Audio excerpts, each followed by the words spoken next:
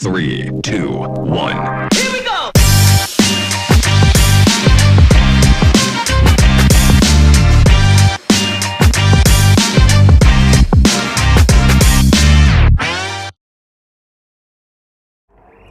Good morning and welcome to another episode of We Talk. I'm Yolanda now. We have a fun-filled week lined up, but before we get into today's episode, please check out this video clip.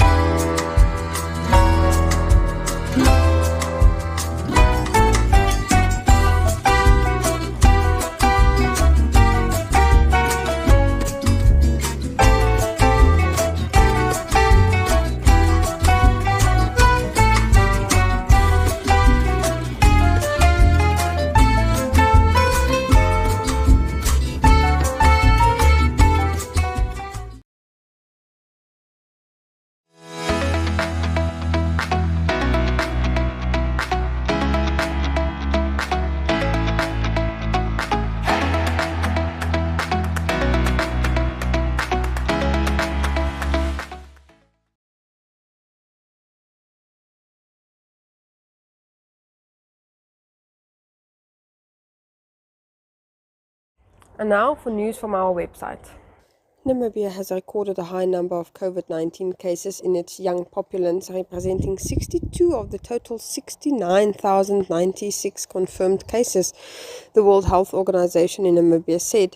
In a report released last week, the WHO said of the 69,000 confirmed cases by the 15th of June this year, 42,701 are in the 20 to 49 age bracket, which constitutes the majority of the recorded cases.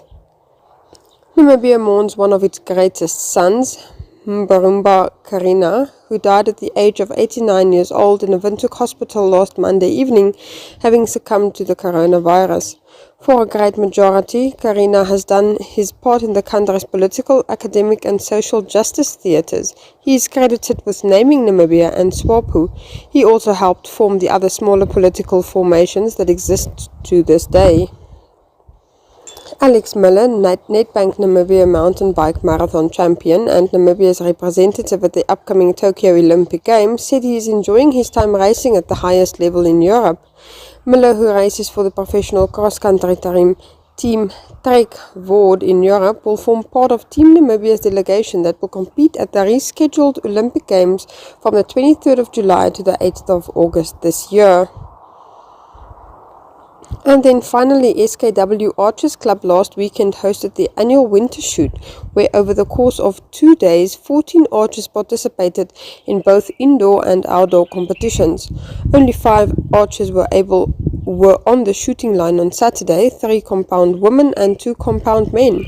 As always, it was a tight match at the eliminations between archers from SKW and the Swakopmund Archery Club.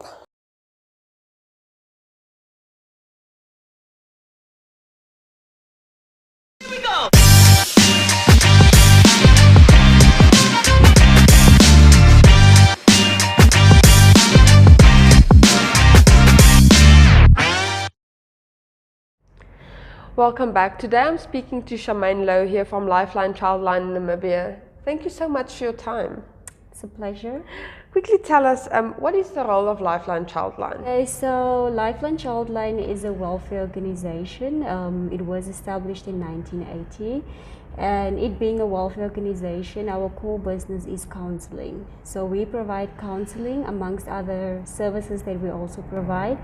And we do this either telephonically or face-to-face. And if it's through the telephone, it's through our 116 child helpline, as well as the 106 GBV helpline. They are both toll-free numbers, meaning a person does not require airtime to contact the counselors. And the call center is open every day from 8 a.m. until 8 p.m.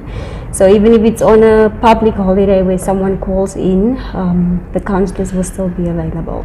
And this is especially important for Namibia because of abuse taking place all across the country, right? Yeah, true indeed. And then who should make use of your services? Okay.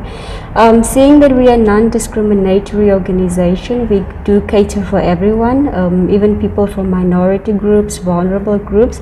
So we do assist both adults and children. We assist everyone, sorry for that.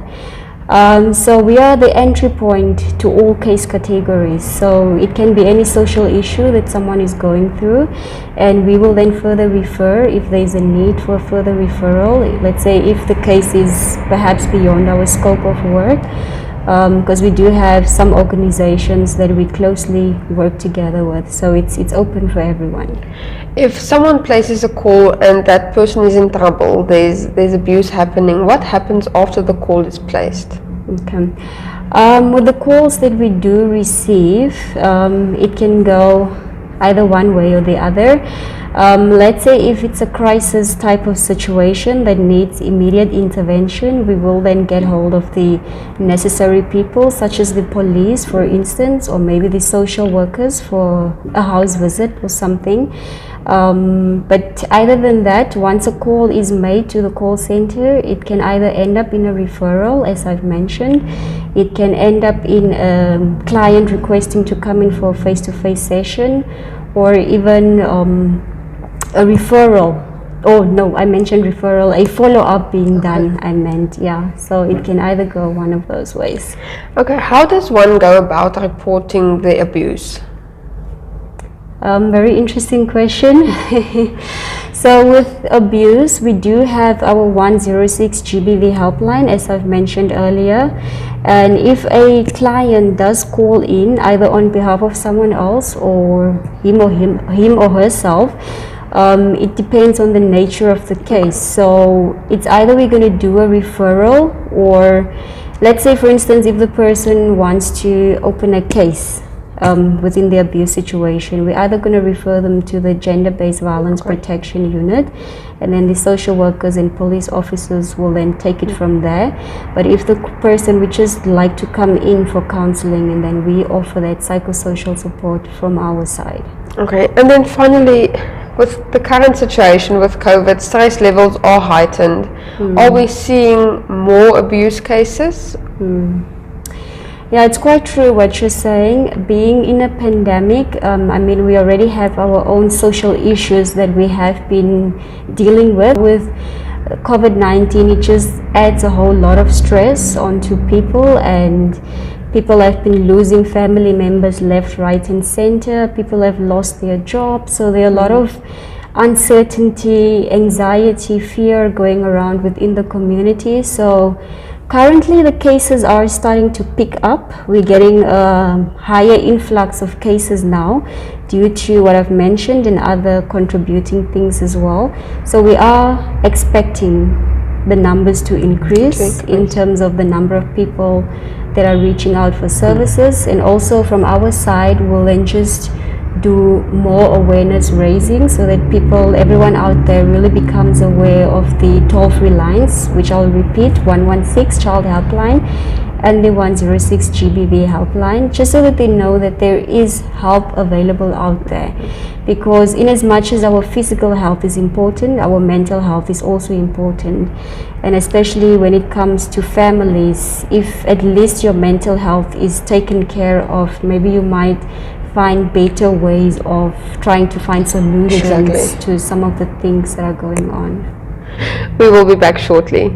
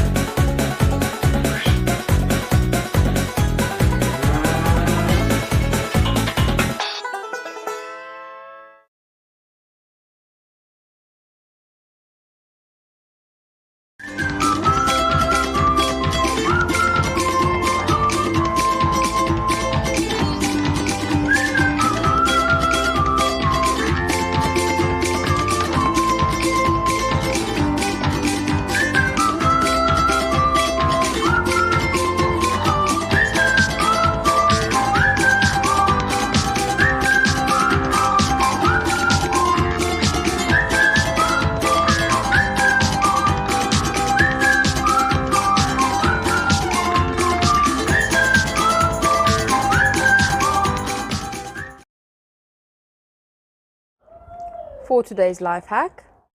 Do you want to maybe let your house smell good for hours? Then use an orange or a lemon candle, and its light and aroma will last a long time. And next up, Jeanette, do your hack with our Flex Minute.